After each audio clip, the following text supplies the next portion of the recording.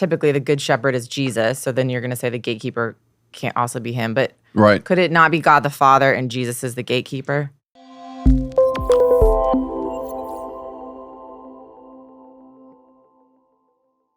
This is Ask Dr. E, where Dr. Michael Easley answers your biblical and theological questions in 10 minutes or less. And I feel like I need to start adding at the top that you are Ask Dr. E, but you're also my father, because there's been some confusion. Oh, really?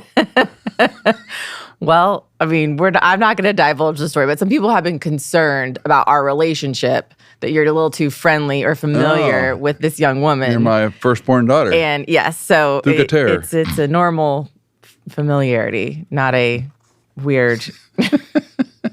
So every time I talk, I said, Hannah, my daughter. Yeah. I'll call you Dr. E, my father. So, okay, today's question comes from Sid. And she wants to know about John 10:3, which I assume you'll read for us in a moment. But she wants to know, who is the gatekeeper who opens the gate for the shepherd and the sheep?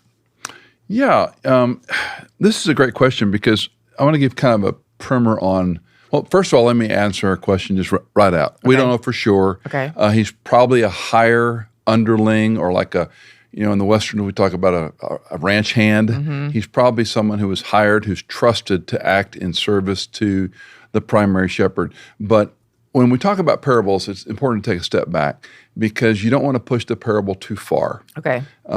Parables are similes. It's a comparison. They're often begin with a question. Yep. Who do they say I am? What is the kingdom of God like? Yes. These type of things. Or one of the disciples ask a question that tees it up. It's a teaching tool. It's memorable. It's meant to be a story that could be retold very easily.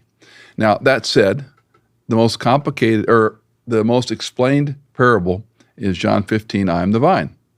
Because they ask about, what does it mean? Mm-hmm. Jesus' explanation makes it more complicated. Right. Right. And commentaries are written just on chapter 15 of the Gospel of John. Yeah.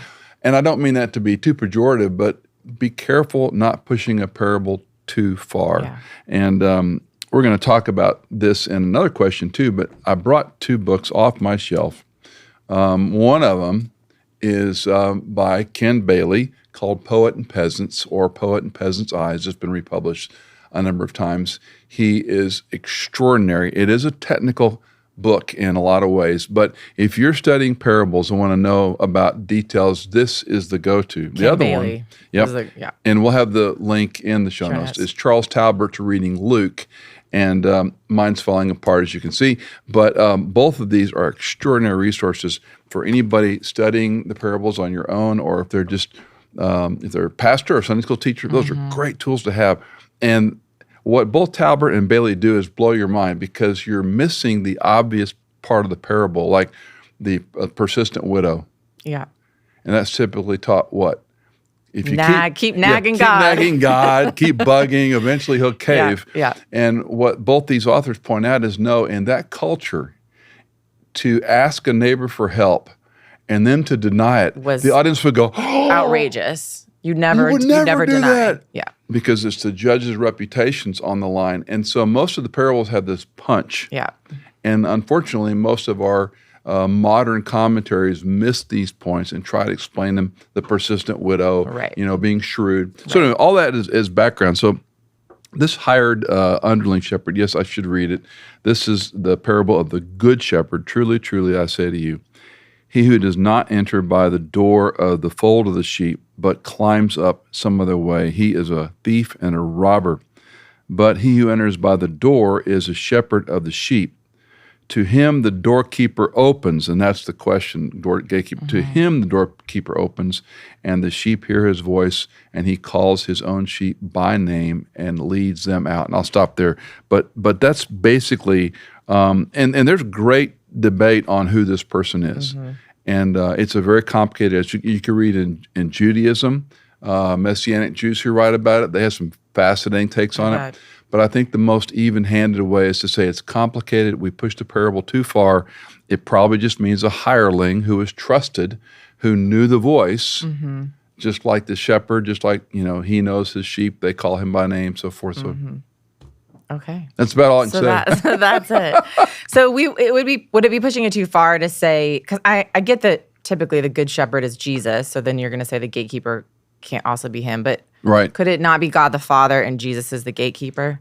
There's nothing in the parable that suggests that. Yeah. And when we do have the definition, like in John 15, he calls I'm himself. the vine, my Father's the vine dresser. Yeah.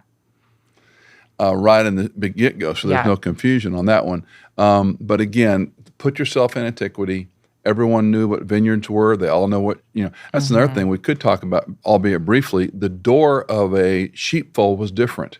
Sometimes, more than likely, it's a naturally occurring cave or some type of nave in nature, rocks and shrubs and whatnot, heavy brush, and they'll back the sheep into that, and there'll be one main area. Now, I think we took you on the back side of Bethlehem. Yep. We drive the tour bus over there and schlep out and walk around, and there's a natural kind of rock formation that's like a cave, and over the hundreds of years, shepherds have filled it with stones, and it's got a small opening, and that's a sheepfold. And so the shepherds drive their livestock into there at night, and then there's one door in and out. And so that's the imagery. They'd be very familiar with vineyards and sheep and all vine imagery and water and all these things. That was common knowledge to them, which is why the story is transferable. Yeah. So these doors then were the way in and out. Wolves are going to come in and steal. No, the good shepherd is going to protect you, and it works both ways. He's got a club for protection and a club for discipline. Yeah. A staff. And guidance, right? Encourage the little sheep. Let's Whack. pull along. All right. Well, if you've got a question for Dr. E, call us, text us, email us. The info is in the show notes.